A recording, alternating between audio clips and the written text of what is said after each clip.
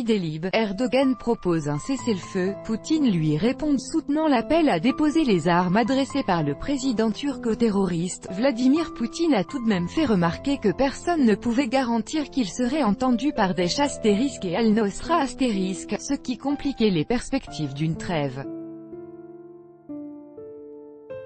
Le président turc Recep Tayyip Erdogan a appelé vendredi à mettre en place un cessez-le-feu pour éviter un bain de sang dans la province d'Idlib en cas d'offensive syrienne, lors d'un sommet sur la Syrie à Téhéran.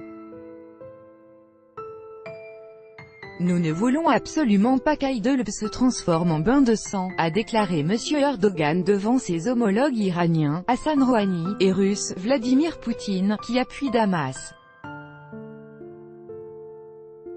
Vladimir Poutine a de son côté soutenu l'appel à déposer les armes lancé à tous les terroristes, mais a toutefois pointé du doigt le refus de l'opposition armée de négocier. Les représentants de l'opposition armée sont absents de la table, de même que les représentants du front Al-Nosra * et ceux de Daesh *, a observé le chef d'État russe.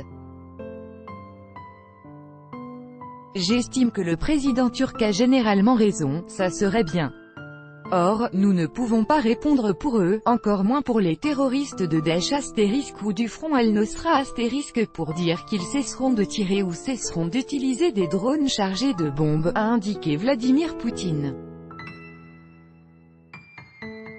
Le gouvernorat d'Idlib se trouve entre les mains des terroristes du front Al-Nosra * depuis 2015.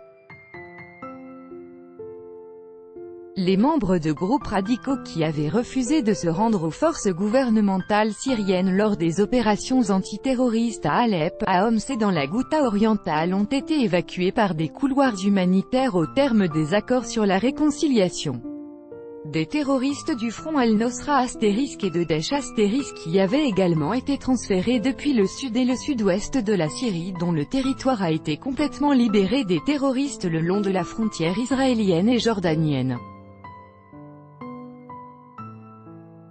Organisation terroriste interdite en Russie.